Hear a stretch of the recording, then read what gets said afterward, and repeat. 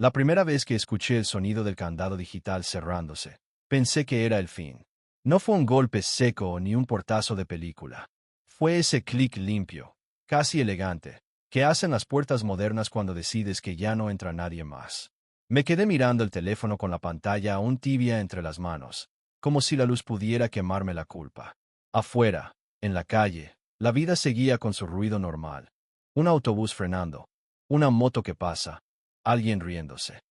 Y sin embargo, dentro de mí, se había quedado un silencio que parecía nuevo. Me llamo Lucía, y durante 12 años fui la esposa de la que organizaba, la que recordaba los cumpleaños, la que sabía dónde estaban los papeles del seguro, la que pagaba las facturas sin que nadie se lo pidiera porque a alguien tenía que importarle. A veces me preguntaba si mi nombre estaba escrito en alguna parte del matrimonio o si solo había sido una firma al margen, un gesto de cortesía. Aquella noche, antes del clic, mi marido, todavía mi marido, me había mirado como se mira un mueble viejo. Lucía, no hagamos esto difícil, dijo, ajustándose la corbata frente al espejo del pasillo. No era una corbata cualquiera. Era la azul marino que yo le había regalado cuando lo ascendieron. La misma que usó el día que me prometió que todo esto era por nosotros. Yo estaba sentada en el sofá con un sobre blanco en la mano. No hacía falta abrirlo para saber lo que había dentro. La palabra divorcio tiene un peso especial. Suena a documentos, a cajas, a fotos partidas por la mitad, a amigos que ya no saben dónde pararse cuando te ven. ¿Difícil? Mi voz salió extrañamente tranquila. Carlos, te fuiste con ella. Me lo ocultaste meses. Me vaciaste la casa por dentro antes de irte. Él suspiró, ese suspiro ensayado de quien se cree víctima. No te vacié nada. Solo, reorganizamos. Como si mi vida fuera un armario que se podía ordenar de otra manera.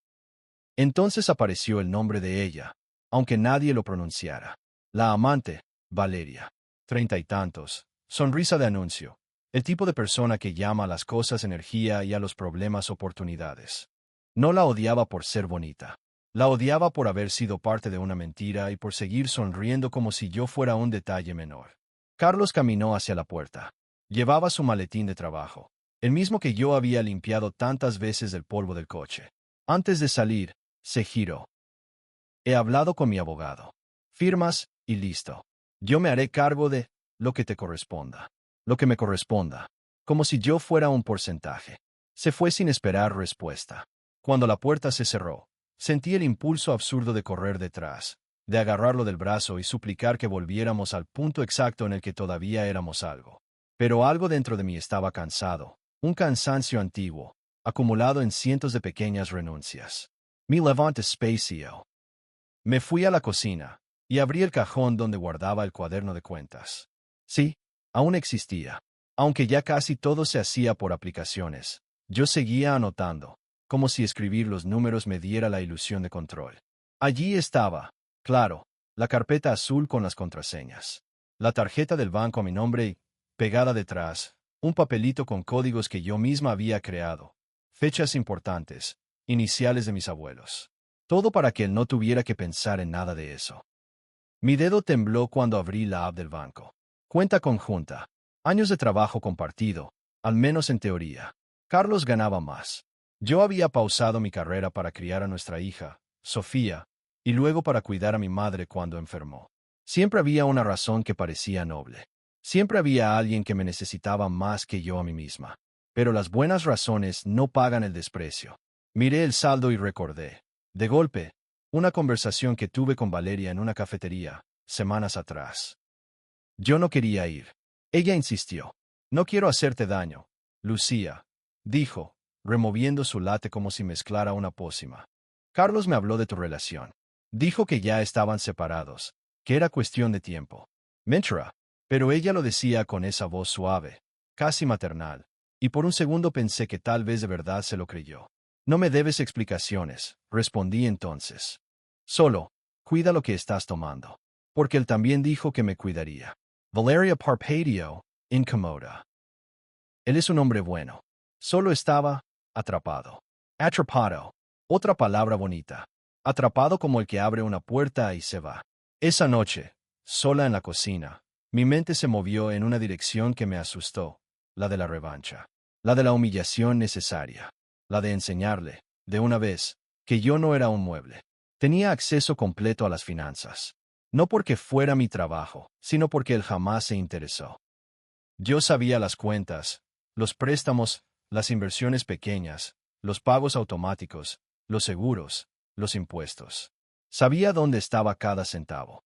Y también sabía que, sin mi dedo, sin mi permiso, sin mi contraseña, Carlos estaba casi ciego. No fue una decisión dramática. Fue un acto lento, como quien se pone una chaqueta después de años de frío. Entré a la configuración. Cambié claves. Activé doble verificación a mi número. Quiet dispositivos autorizados. Bloqueé tarjetas secundarias. Fuse alertas. Cerré el acceso. El clic que escuché no fue de la puerta del banco. Fue de mi propia vida acomodándose. Durante unos segundos, no sentí victoria. Sentí miedo. Un miedo que tenía el sabor de las cosas irreversibles. Pero luego, en el fondo, algo parecido a la paz asomó. Me fui a dormir sin llorar. Y eso fue lo más extraño de todo. A la mañana siguiente, el teléfono sonó a las 8 en punto. Carlos. Lo dejé sonar una vez. 2, 3. Al cuarto, contesté. ¿Qué hiciste? Su voz no era de enojo. Era de pánico contenido, como el de alguien que acaba de descubrir que el suelo es agua. Buenos días, Carlos. Lucía. Esto no es un juego. Estoy en la oficina. Intenté pagar un proveedor. No puedo acceder a nada. No puedo entrar a la cuenta. Ni siquiera mis tarjetas están pasando. Imaginé su cara. Esa mezcla de incredulidad y furia que le salía cuando algo no obedecía. Dish. Qué raro. Debe ser un error. Oh, tal vez es eso de reorganizar. Hubo un silencio, y luego su respiración se volvió más rápida. Te fuiste loca. Escupió. Esa palabra, loca, había sido su comodín cada vez que yo intentaba poner límites.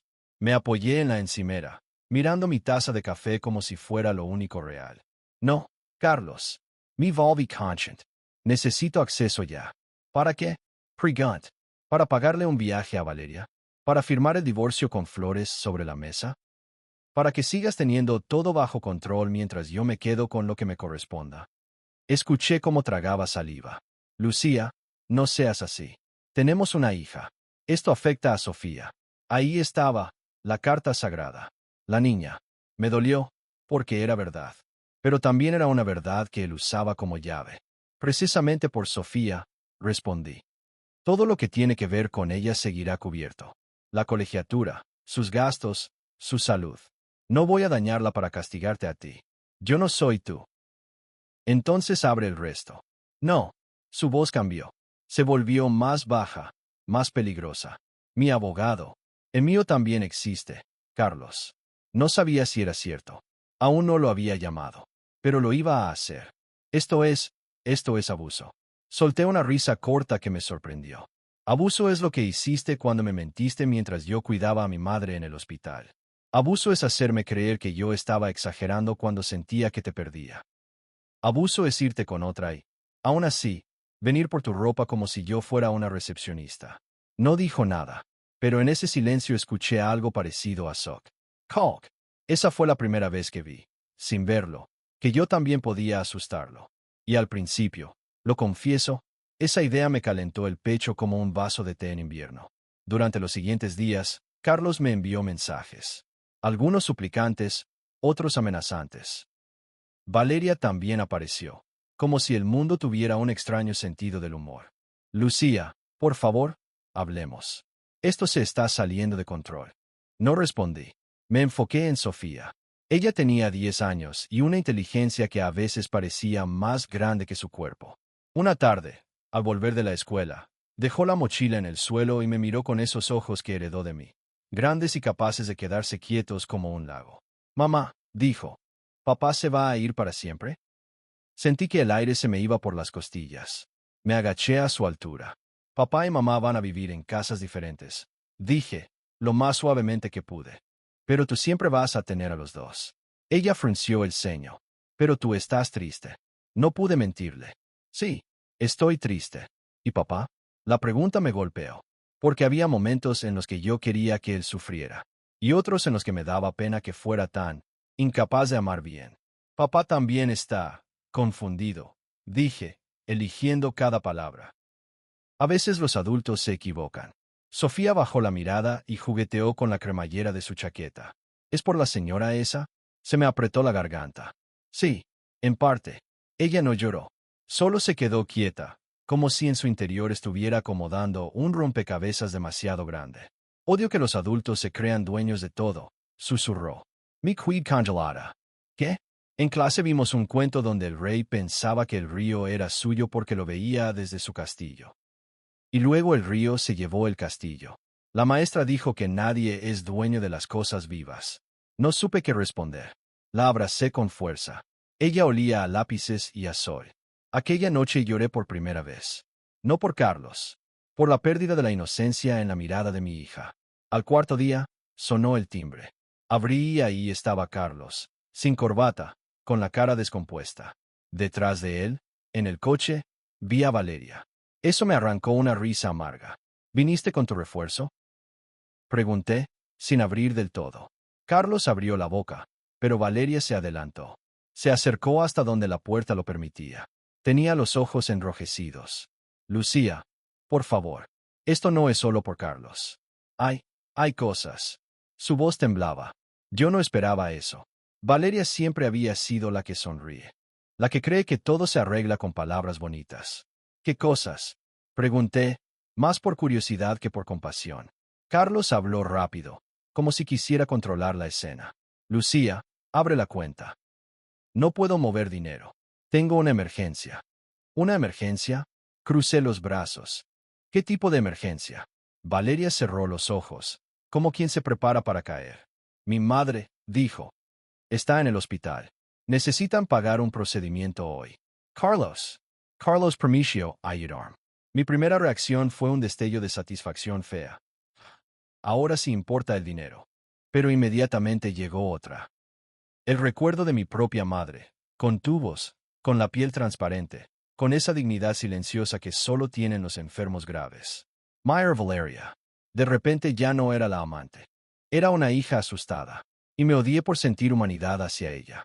Carlos aprovechó mi silencio. ¿Ves? Dijo. No estás dañándome a mí. Estás dañando a alguien inocente. Innocent. Esa palabra se me clavó como una aguja. Porque nadie era completamente inocente en esta historia. Me acerqué un paso, lo suficiente para que él tuviera que bajar la voz. ¿Cuánto? Pregunt. Valeria tragó saliva. Son 10,000, dijo. Si no lo hacemos hoy, la operan más tarde y puede empeorar. No tenemos ese dinero.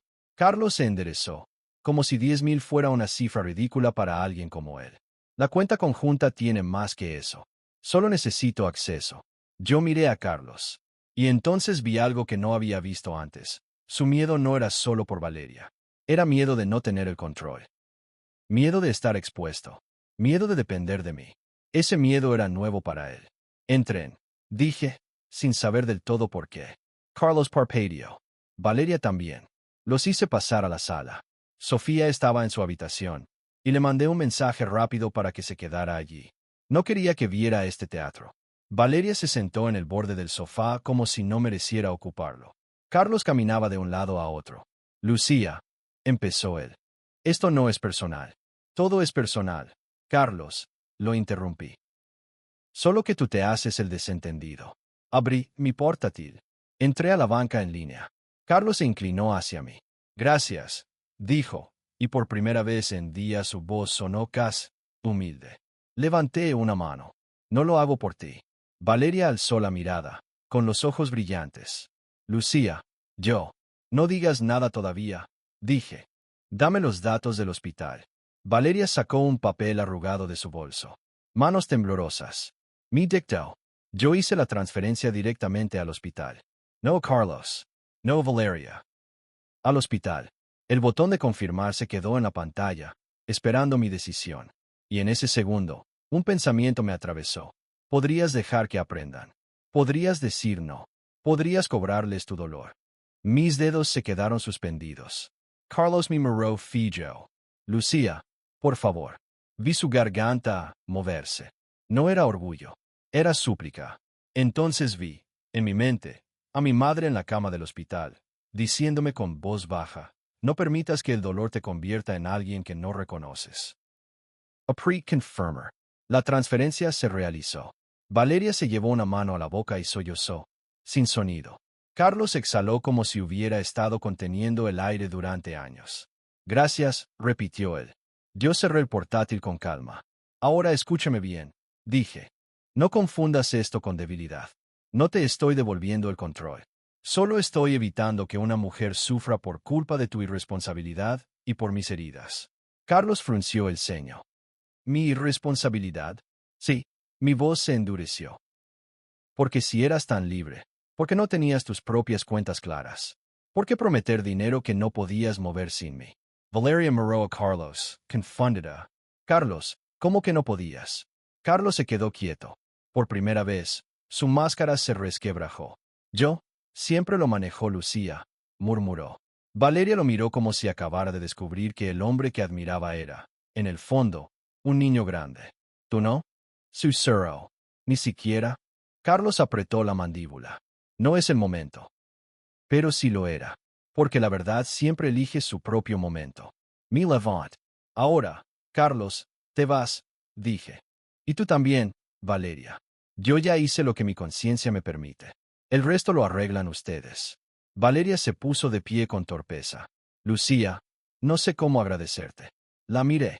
Y sentí el nudo en la garganta que se forma cuando la vida te obliga a ser más grande de lo que querías. No me agradezcas. Solo, no conviertas esto en una historia donde tú eres la heroína, dije con suavidad. No lo eres. Tampoco yo. Solo somos personas tratando de no hundirnos. Valeria es Cinchio, llorando. Carlos dio un paso hacia mí.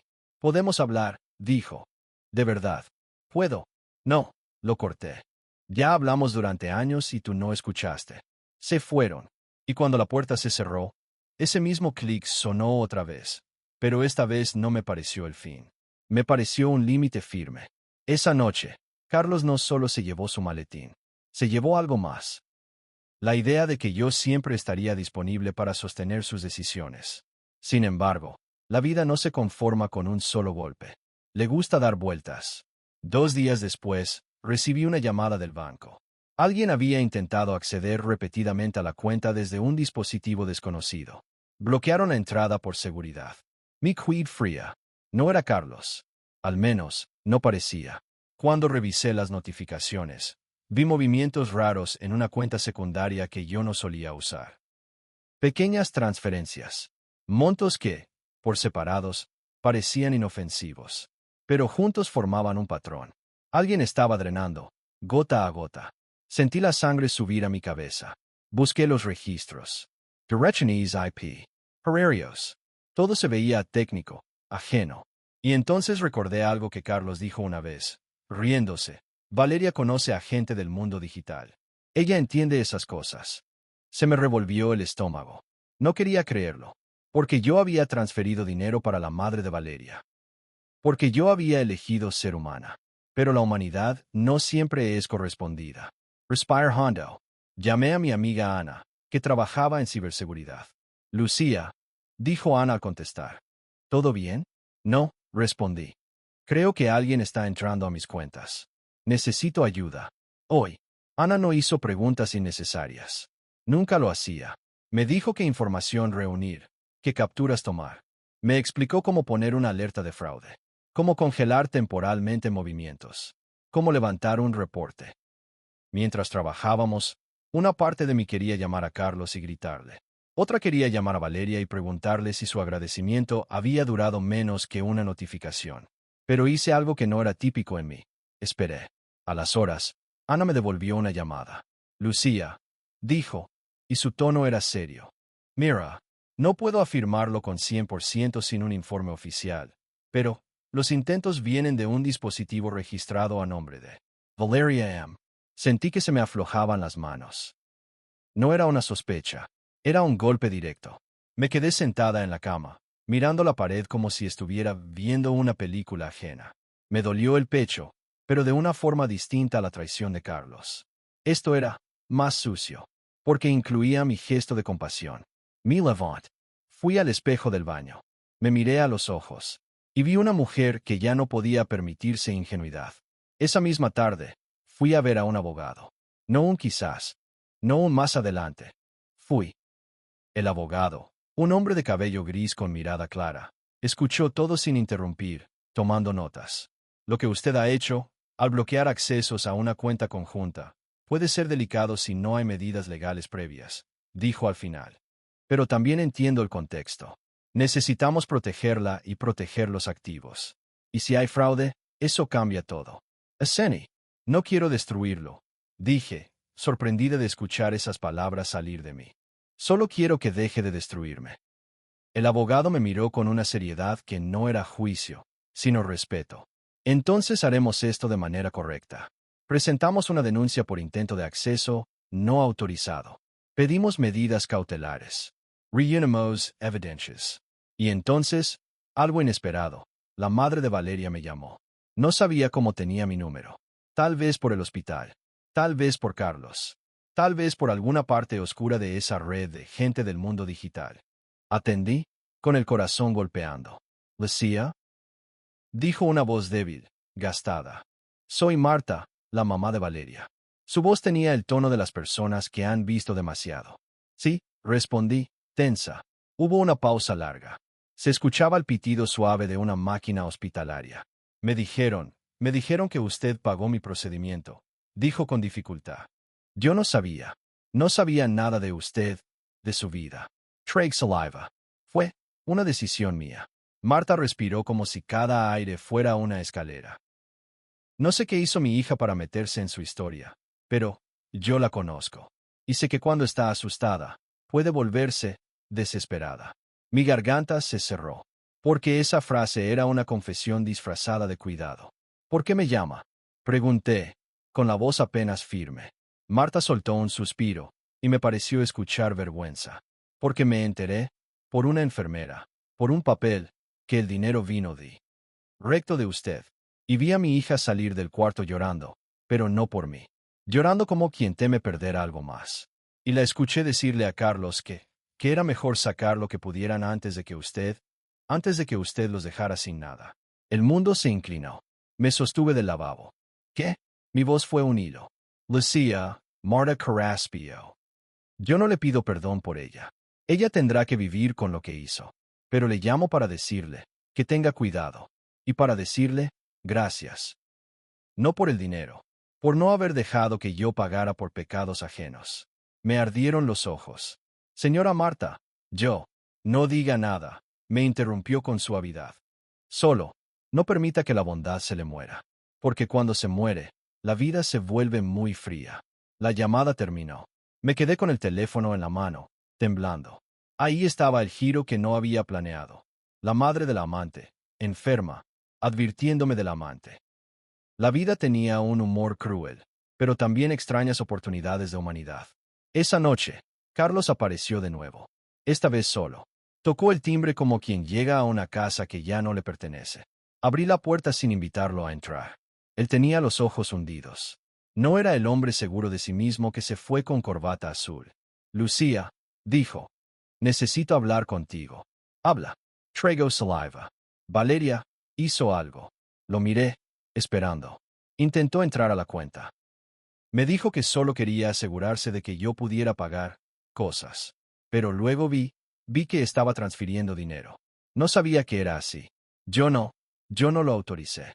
Sentí un cansancio que me llegó hasta los huesos. Carlos Deitch, ¿de verdad quieres que te crea?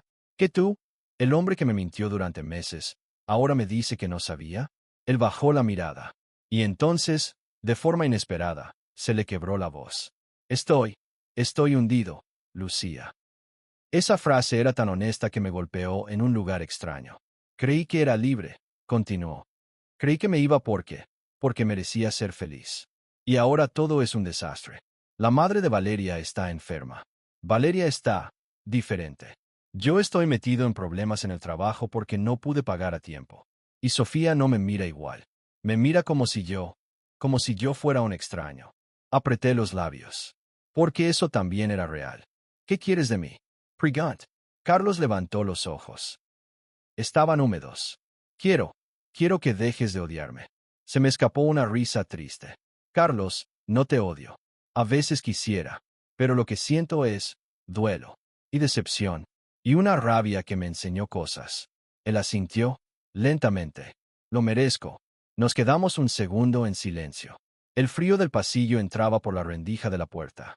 He hablado con Valeria, dijo al fin. Le dije que devuelva todo lo que intentó mover. Le dije que esto termina. Lo miré. Y vi que ahí, en ese termina, había un gesto mínimo de responsabilidad. Tarde, pero real. ¿Y el divorcio? Pregunt. Carlos tragó saliva. Sigue, dijo.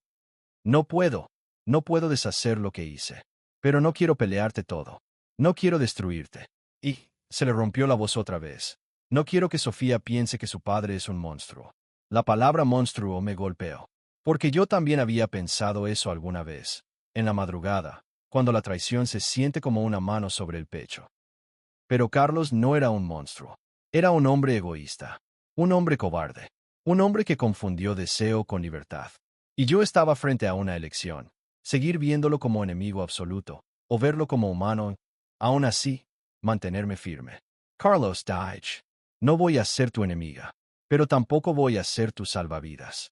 Asintió, como si esas palabras fueran una sentencia justa. Lo entiendo. En ese momento, escuché pasos detrás de mí.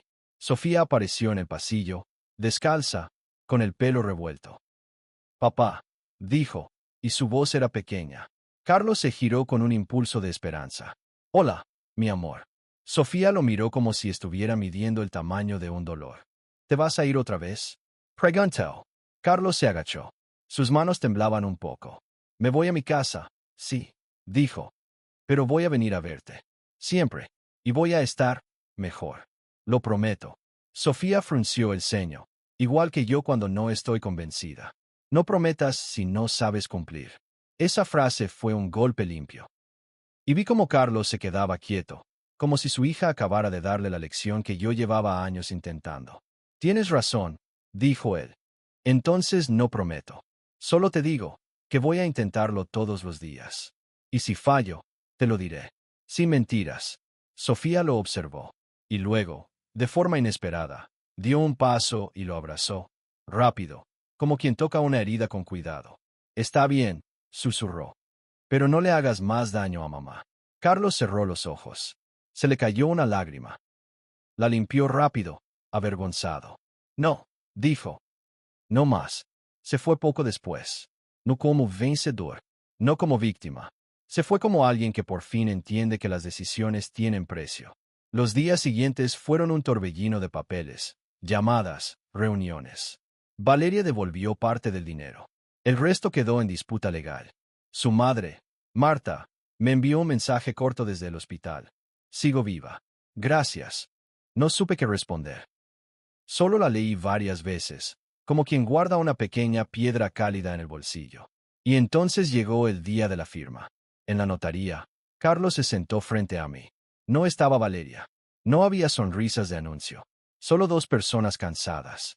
El notario habló de bienes, de custodia, de porcentajes. A veces, el lenguaje legal suena como si intentara convertir el corazón en una calculadora. Cuando llegó el momento de firmar, Carlos me miró. Lo siento, dijo, casi sin voz. Sé que esa frase no arregla nada, pero, lo siento. Yo sostuve la pluma, y en ese instante, vi en mi mente todos los recuerdos buenos que también existían. Carlos riendo con Sofía cuando aprendió a andar en bicicleta. Carlos cuidándome cuando tuve fiebre. Carlos abrazándome en la cocina cuando el mundo parecía amable. Nada de eso borraba la traición. Pero tampoco era mentira. La vida era compleja. Y el amor, incluso roto, tenía raíces. Firme. Carlos firmó. Cuando salimos, el aire de afuera era frío y claro. Sofía nos esperaba con Ana, mi amiga. Mi hija corrió hacia mí. ¿Ya? Preguntó. Ya, respondí. Sofía me miró con seriedad. ¿Está bien? Pensé en la palabra bien. Pensé en todo lo que había perdido. Y en todo lo que estaba empezando a recuperar. Estoy empezando, le dije. Ella sonrió, pequeña, y me tomó la mano. Carlos se acercó, indeciso, y se agachó frente a Sofía. Me voy, dijo. Te veo el viernes. Sofía es Sinchio. Trae mi libro, dijo. El que dejaste. Carlos soltó una risa breve, y por primera vez en meses vi un destello del hombre que alguna vez conocí, pero sin arrogancia. Lo traeré, dijo. Cuando él se alejó, Ana me miró. No sé cómo hiciste para no destruirlos, dijo. Baja. Yo la miré, y recordé el botón de confirmar, el mensaje de Marta, el abrazo rápido de Sofía, el clic del candado digital. No fue por ellos, respondí. Fue por mí.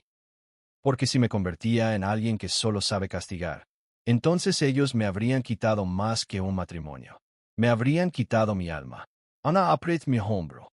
Caminamos hacia el coche, y mientras avanzábamos, sentía algo extraño, ligereza. No felicidad completa, no aún, pero sí ligereza, como si mi vida, por primera vez en años, fuera mía. Esa noche, en casa, hice algo simple. Abrí la ventana de la sala. Dejé entrar el aire frío. Puse música bajita. Preparé chocolate caliente para Sofía y para mí. Nos sentamos en el sofá con una manta. Mamá, dijo Sofía, con la taza entre las manos. ¿Crees que papá va a cambiar?